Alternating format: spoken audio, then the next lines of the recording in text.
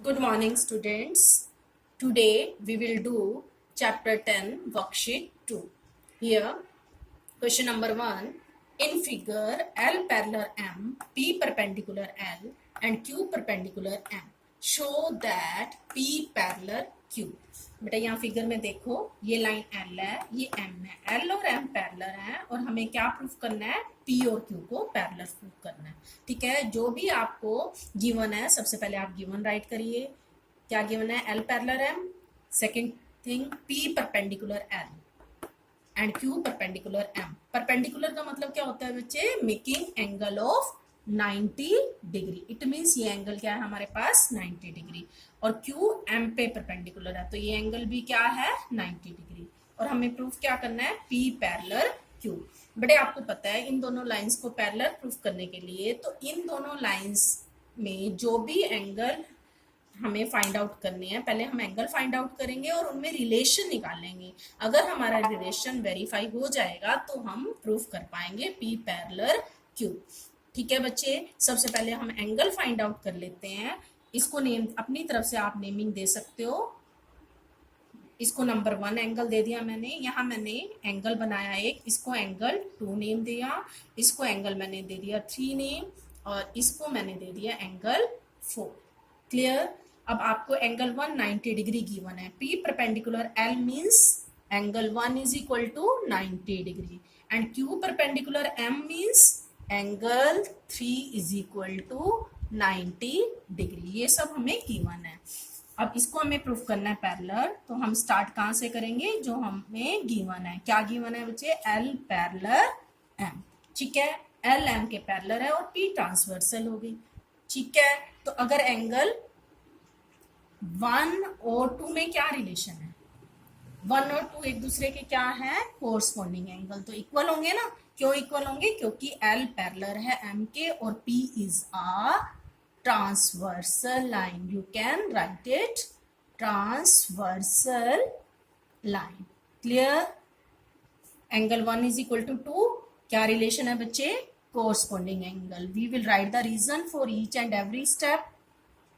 Corresponding angles. Okay, clear this? अगर angle 190 degree है तो 2 भी कितना हो जाएगा? 90 डिग्री हो जाएगा ना. तो angle 1 is equal to 2 is equal to 90 degree. Clear? अब आपको एंगल 2 भी मालूम है 90 डिग्री है और एंगल 3 भी पता है, गिवन है 90 डिग्री. आप दोनों को ऐड करो तो आपके पास क्या आ जाएगा? Angle 2 plus 3. 90 प्लस 90 कितना आ गया? 180 डिग्री. और आपको पता, देखने से ही पता चल रहा है ये P और Q के अंदर बन रहे हैं. तो ये कौन से एंगल है? And same side of transversal line. M transversal low, P और Q दो लाइंस लो, तो इन दोनों के अंदर बन रहे हैं ना. ये इंटीरियर एंगल है और सेम साइड है तो इसको क्या कहेंगे? को इंटीरियर. और आपको पता है अगर को इंटीरियर का सम 180 डिग्री है तो लाइंस क्या है? पैरेलल. सम आ गया 180 डिग्री तो हम क्या लिखेंगे? Because. This is the sign of because. Because sum of, or you can say that pair of co-interior angle भी write कर सकते हो. Sum of co-interior angles is 180 degree. So lines are parallel. कौन सी line parallel हो गई? ये vertical line P parallel to Q. Clear? In this way you can prove this question. Now we will do question number 2. बेटा question number 2 की भी same ही figure है. Question में दिया हुआ है इन द सेम फिगर. तो आपने ये फिगर दोबारा से बनानी है फेयर नोटबुक में. ठीक है, और सब चीजें वही गिवन है जो क्वेश्चन नंबर 1 में गिवन थी. L पैरेलल है M के, P परपेंडिकुलर भी है, Q परपेंडिकुलर M के. बस हमें प्रूफ क्या करना है? ये जो क्वाड्रिलेटर बन रहा है ABCD, it is a rectangle. बस प्रूफ चेंज हो जाएगा. क्या चेंज करना है हमने?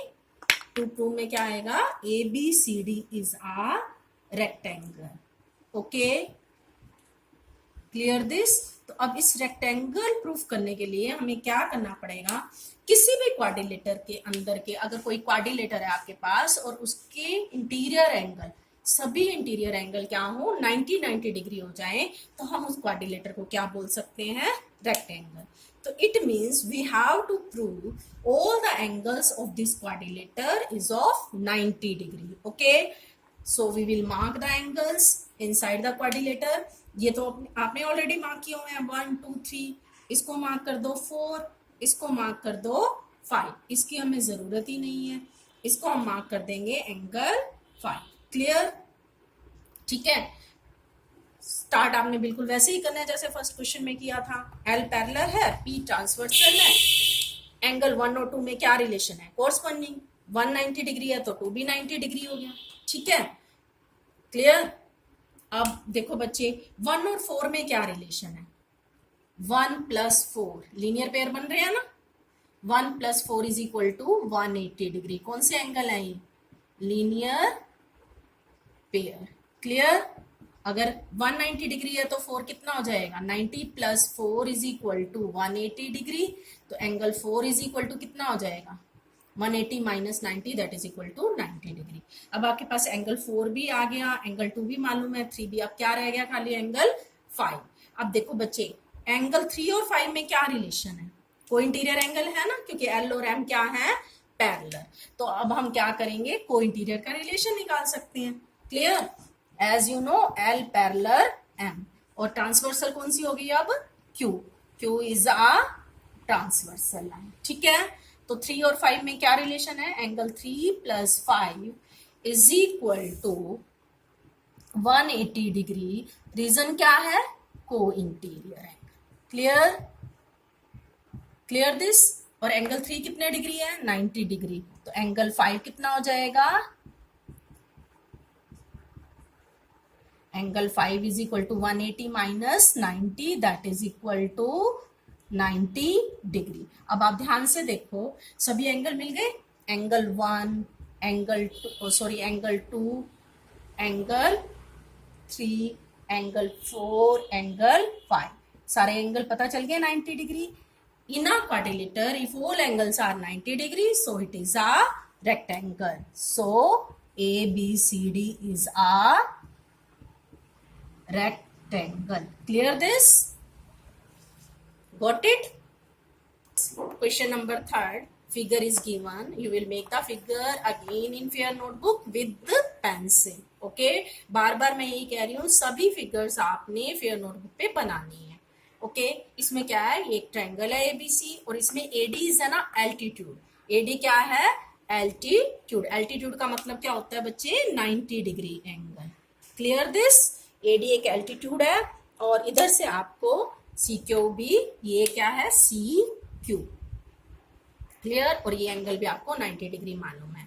Angle this one 40 degree, this one is also 40 degree. ये सब चीजें आपको गिवन है और आपको प्रूफ क्या करने हैं? आपको 3 पार्ट्स प्रूफ करने हैं. मैं फर्स्ट पार्ट लिख रही हूँ. क्या प्रूफ करना है?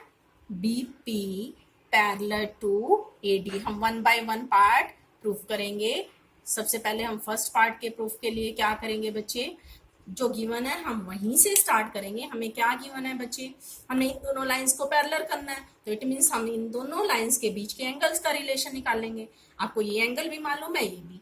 अगर आपको नेमिंग देने हैं तो पहले फिगर में नेम लिखना पड़ेगा, फिर यहाँ यूज करना है. कई बच्चे क्या करते हैं? फिगर में कोई नेम नहीं लिखते और यहाँ 1 2 यूज कर लेते हैं, तो पूरा सम रॉन्ग हो जाएगा. ठीक है? अदरवाइज आपको पूरा नेम लिखना पड़ेगा. Like angle PBA. Okay, B point पे एंगल बन रहा है ना, और कौन सा एंगल बन रहा है? PBA. ओके, ये PBA कितने डिग्री है? 40 डिग्री.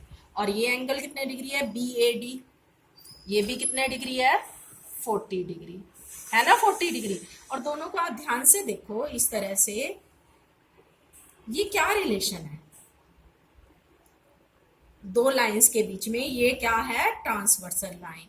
और अंदर बन रहे हैं दोनों, एक लेफ्ट है और एक राइट है. ये कौन से एंगल होते हैं? Alternate interior. और दोनों का मेजरमेंट कितना है? 40 डिग्री. दोनों इक्वल है. अगर अल्टरनेट इंटीरियर एंगल इक्वल है तो ये लाइंस क्या हो जाएंगी? पैरेलल हो जाएंगी ना. ठीक है? Clear this? Same as we have done in worksheet 1. So we will write PBA is equal to BAD. Both are 40 degree, तो इसलिए इक्वल हो गए. रीजन क्या है? Alternate interior alternate interior angles. This is the sign of angle. Clear this? ये दोनों angle equal हो गए. सॉरी, ये हम यहाँ नहीं राइट करेंगे, ये हम रीजन बताएंगे. बिकॉज क्योंकि लाइंस पैरेलल नहीं है ना, अगर लाइंस पैरेलल होती हैं तो हम यहाँ राइट करते हैं रीजन. अब हमें एंगल्स का मेजरमेंट पता है, दोनों ही 40 डिग्री है, इसीलिए ये इक्वल हो गए. और इसका रीजन क्या लिखेंगे? Because alternate interior, because alternate interior angles are equal, so lines are parallel. कौन सी लाइन पैरेलल हो जाएंगी? BP and AD.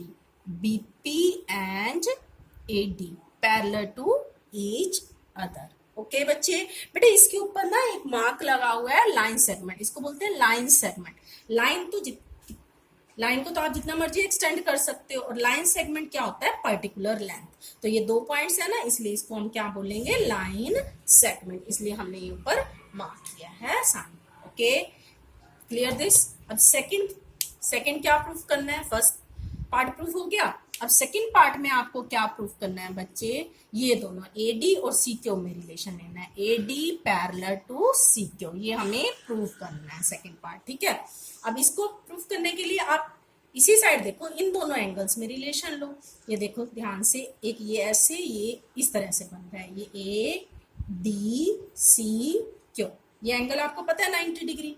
ये एंगल भी मालूम है 90 डिग्री. अगर आप इसको ध्यान से देखो तो क्या लग रहा है? ये 2 लाइंस लग रही हैं, ये ट्रांसवर्सल हो गई. तो ये दोनों एंगल्स कौन से हो गए? अल्टरनेट. और दोनों ही इक्वल है. अगर अल्टरनेट एंगल इक्वल है तो लाइंस पैरेलल, सेम रिलेशन बन रहा है ना. ठीक है बच्चे, so we will write here angle. क्या एंगल है ये? क्योंकि ये एल्टीट्यूड है. एल्टीट्यूड का मतलब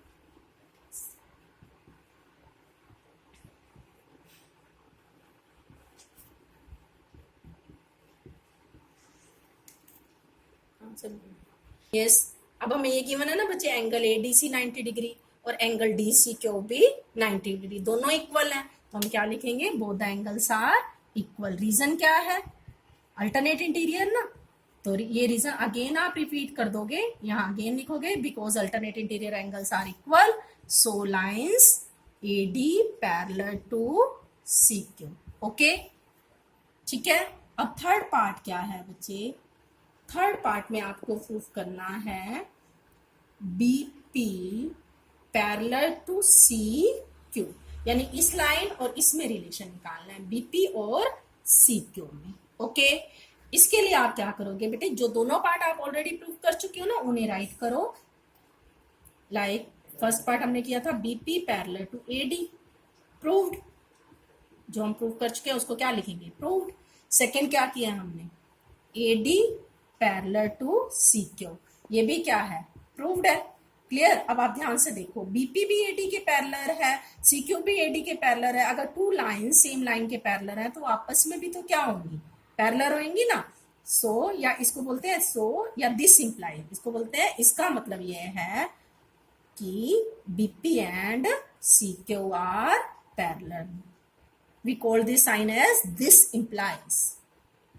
ओके, BP और CQ भी क्या हो गई? पैरेलल. रीजन क्या है? कल भी हमने रीजन लिखा था, 2 लाइंस, ये 2 लाइंस है, parallel to same line are parallel to each other. Okay, ये लाइन भी इसके पैरेलल है, ये लाइन भी इसके पैरेलल है, तो ये दोनों लाइंस भी आपस में क्या हो जाएंगी? पैरेलल. और लाइन सेगमेंट है तो लाइन सेगमेंट हो जाएंगी. Okay, clear this? नाउ बेटे हम थर्ड क्वेश्चन किया था अभी. अब हम क्वेश्चन नंबर पहले 5th करेंगे, बाद में क्वेश्चन नंबर 4th करेंगे, क्योंकि क्वेश्चन नंबर 5th के लिए भी हमें सेम फिगर अगेन ड्रॉ करनी है. ओके, अब सभी चीजें वही गिवन है जो हमें क्वेश्चन नंबर 3rd में गिवन थी, और एक एक्स्ट्रा क्या गिवन है हमें? This angle, angle DAC. क्या गिवन है बच्चे हमें? एंगल DAC भी गिवन है, that is equal to 30 degree.